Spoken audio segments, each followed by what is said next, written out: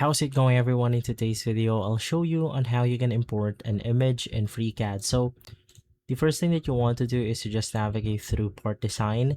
In here, I'm going to create a sketch, and then I want to import my image onto the XY plane. So from here, I'll just go ahead and click on file, and then we have the import button.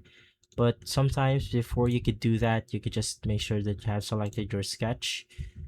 Click on import, and simply from here, you then want to look for the file that you want to put onto Freecad. So let's go ahead and use this one as an example, or even better, let's go ahead and use our background. And then from there, as you can see, we have successfully imported our image onto our sketch right here. So if you want to go ahead and do this on a different origin or a different plane, it's going to be extremely simple. Just make sure you have selected the other origin, and then from there you should be good to go. And so guys, if this video has been helpful, leave a like, subscribe, and follow us for more videos like this. Thanks for watching.